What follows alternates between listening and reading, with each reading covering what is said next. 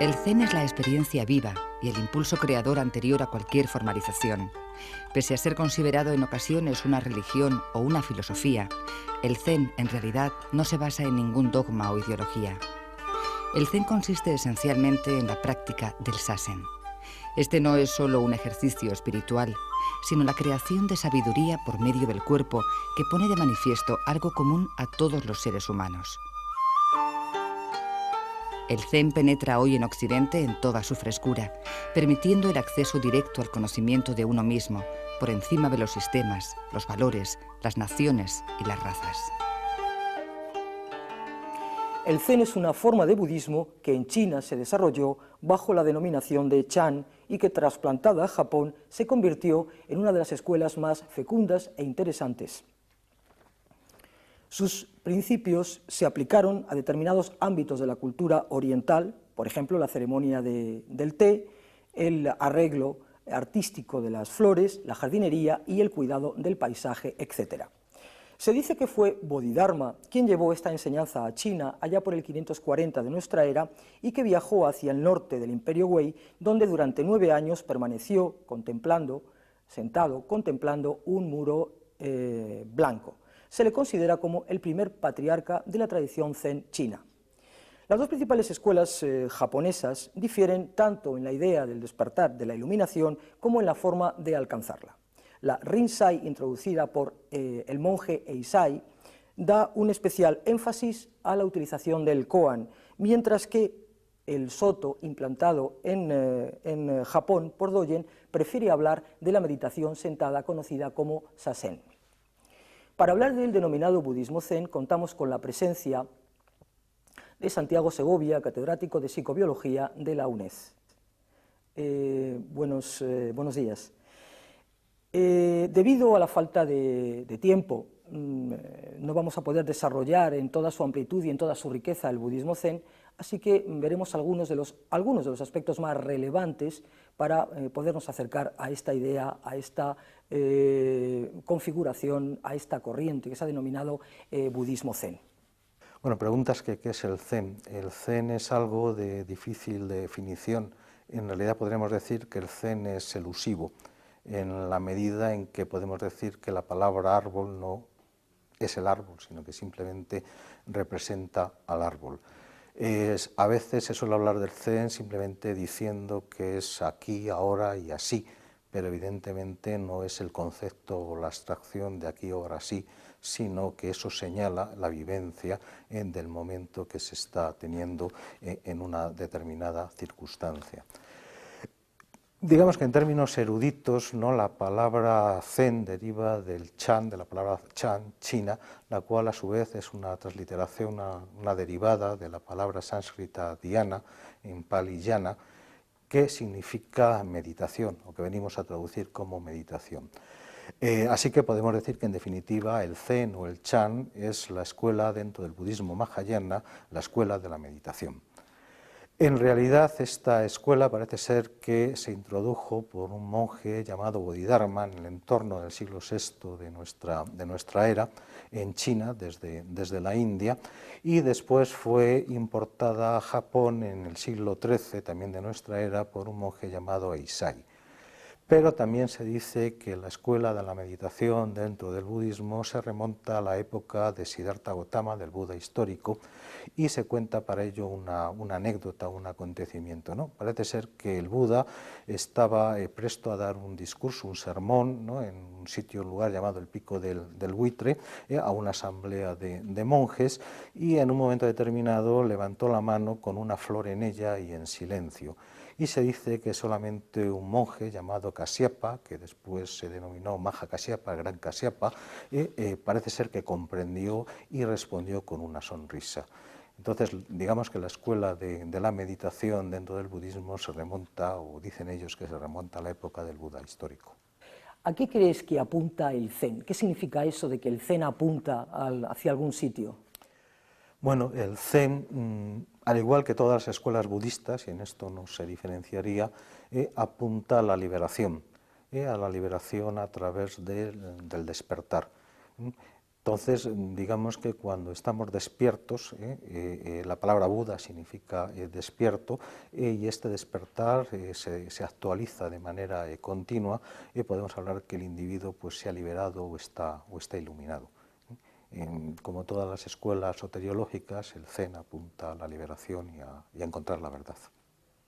Todo cuanto se piensa, se habla y se hace con plena atención, se dice que tiene el sabor del Zen.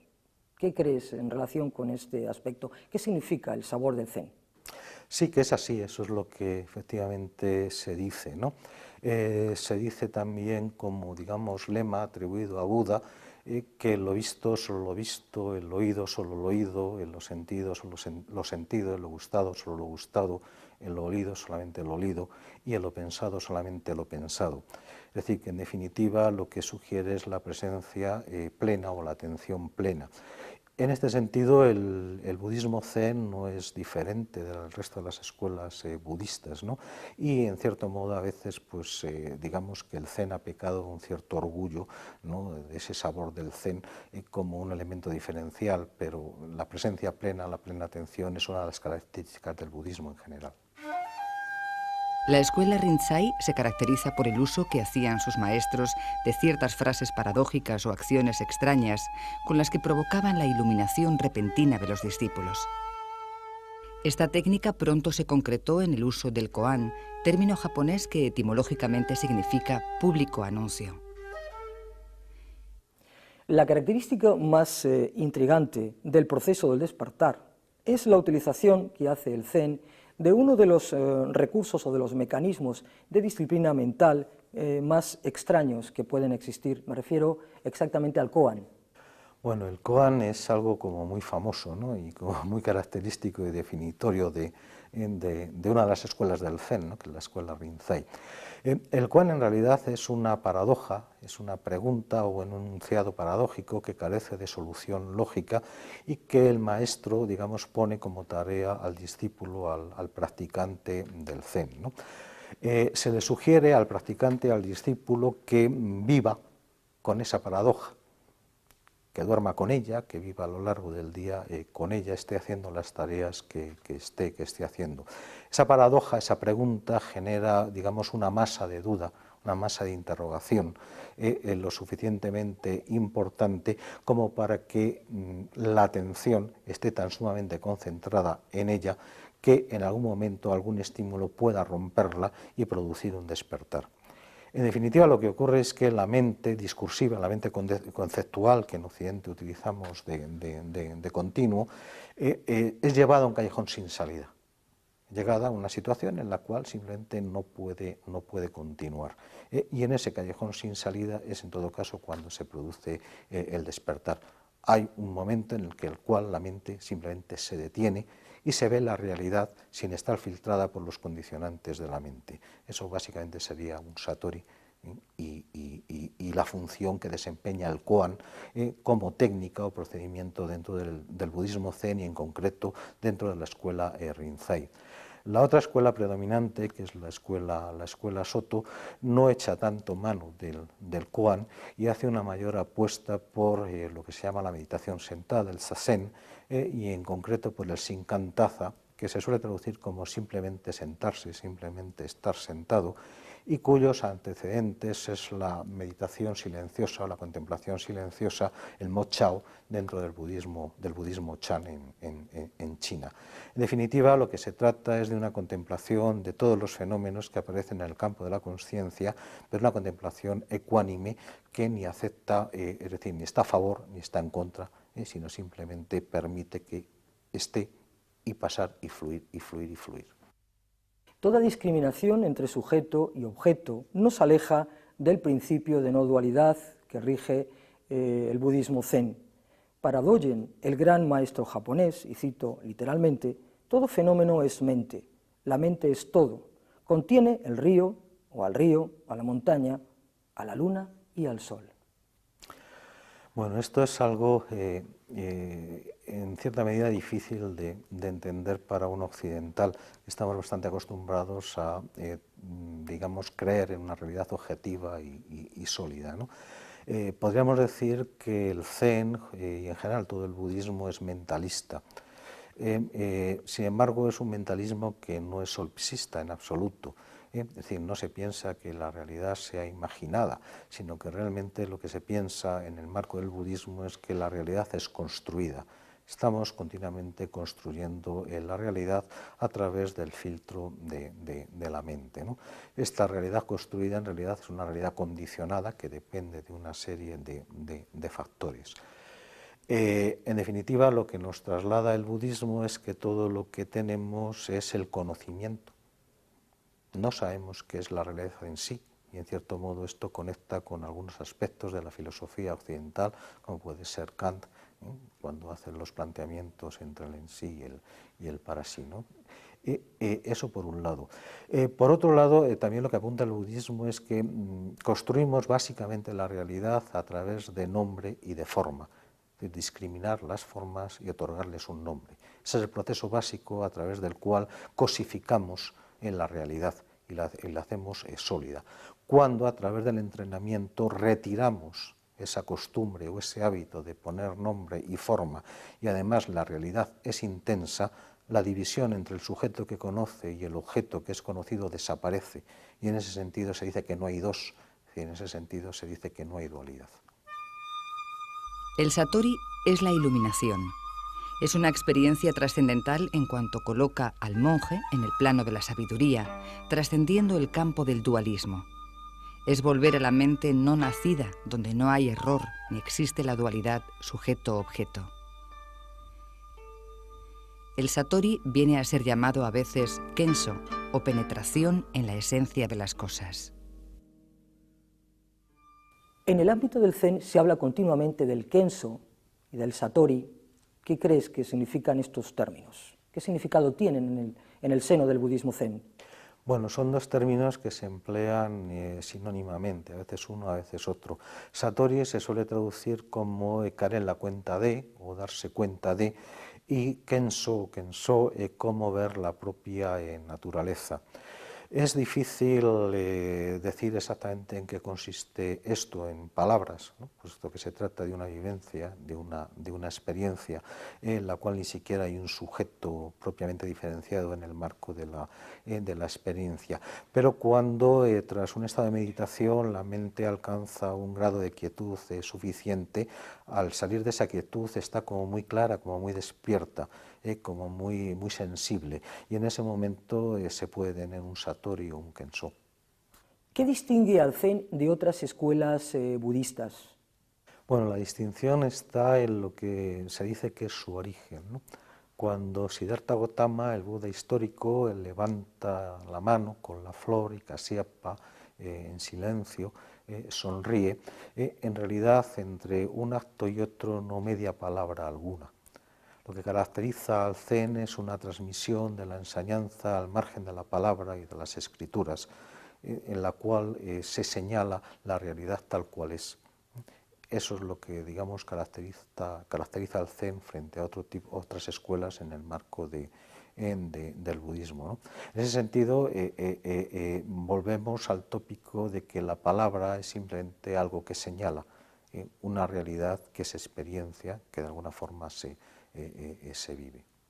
Toda la enseñanza Zen está, digamos, organizada en torno a este acontecimiento, el cual está plasmado fundamentalmente en el conocido Sutra del Diamante. Con frecuencia se habla de la enfermedad Zen. ¿Pero qué es la enfermedad Zen? Bueno, la famosa enfermedad o enfermedades Zen no son exclusivas de nuevo del Zen, pero sí son muy características porque debido a la intensidad de la meditación y el tiempo dedicado a ella, ocurre con alta frecuencia en los meditadores Zen. En realidad, la llamada enfermedad Zen es, digamos, de dos tipos, ¿no? Lo que se suele conocer como el apego a la existencia y la que se suele conocer como el apego a la no existencia. El apego a la existencia en realidad es las situaciones de cambios en la conducta y en la percepción que sufre el meditador y que le llevan a un estado que se suele conocer como pseudonirvana. Entonces la persona cree que está ya entonces iluminada y empieza a creer que, por decir de una manera llana, está mucho más allá del bien y del mal, y suele mostrar algún apego a alguna de las características psíquicas que se le hayan desarrollado como consecuencia de la meditación y de la caída de las barreras perceptivas, como también consecuencia de la propia meditación. Pues puede ser simplemente ver auras o tener clariaudiencia o cosas por el estilo, ¿no? Entonces el individuo cree que está iluminado y que, bueno, pues que la iluminación consiste en eso y queda pegado a reproducir ese tipo de experiencias. El apego a la no existencia es completamente distinto y se parece más a lo que en el cristianismo pues se suele llamar como quietismo, que fue condenado en el caso de Miguel de Molinos, ¿no? Por la Iglesia en su momento, ¿no? Y es un apego a la situación de vacío. El sabio es aquel que siente y comprende el mundo infinito a partir del mundo limitado. Buscar solo el mundo infinito tiende hacia el espiritualismo, pero no ver más que el mundo limitado desemboca en el materialismo. El que comprende la esencia del cosmos es eternamente feliz, infinitamente libre, absolutamente sabio. ¿Qué relación se puede establecer entre el Zen y la psicología? ¿Existe algún tipo de relación entre ambas? Bueno, la relación no sería exclusiva entre el Zen y la psicología occidental, sino entre el budismo en general y la psicología. El budismo, en una gran medida, en realidad es una cultura de la mente, y en ese sentido es una psicología. Es una psicología que, si tuviéramos que traducir o clasificarla en nuestros códigos occidentales, diríamos que es una psicología fenomenológica. Es una psicología que se ocupa de lo dado, de lo que está ahí puesto. En el fondo, el Zen, igual que el budismo, lo que busca de alguna manera es la liberación, ¿no? Y la herramienta más poderosa, no la única, pero luego la más poderosa que emplea es lo que solemos conocer como meditación. Pero la característica fundamental de esa meditación es la atención plena, la presencia plena. En ese sentido, lo que la meditación va facultando al practicante de meditación es un incremento de la consciencia, y a su vez ese incremento de la consciencia es lo que se produce a lo largo del cambio terapéutico, es decir, cuando una persona está haciendo psicoterapia, una de las cosas que ocurren es un incremento de la consciencia. Por otro lado, también, digamos, eso sería del lado del cliente o del paciente, ¿no? Aunque habría que tener cuidado a la hora de emplear la meditación dentro del ámbito de la psicoterapia. Pero de cara al psicoterapeuta, la verdad es que es realmente potenciador de cualidades importantes del psicoterapeuta, puesto que el Zen, o más que nada, más que el Zen, la meditación, lo que le va a potenciar es una escucha atenta y plena de aquello que está ocurriendo en la sesión terapéutica, una empatía, ¿no? hacia su paciente, y sobre todo, dado que la meditación pues produce un conocimiento del ego, del propio ego, bastante importante, estar muy atento a la contratransferencia que se está produciendo en la sesión de psicoterapia. ¿Quieres añadir algo más sobre el budismo Zen? Bueno, sí, tal vez simplemente una cosa, que solo quien bebe el agua sabe si está caliente o frío. Ha sido un verdadero placer contar contigo para este programa que hoy hemos dedicado al budismo Zen. Muchas gracias. Quisiera despedirme con una frase de un célebre maestro Zen, Gensa, que dice así: si comprendes, las cosas son como son, y si no comprendes, las cosas son como son. El Zen lleva a cabo una educación total gracias al Sasen y a la realización de los actos de la vida cotidiana. Al educar el cuerpo, se educa el espíritu. Cuando el espíritu es como tiene que ser, el gesto también lo es.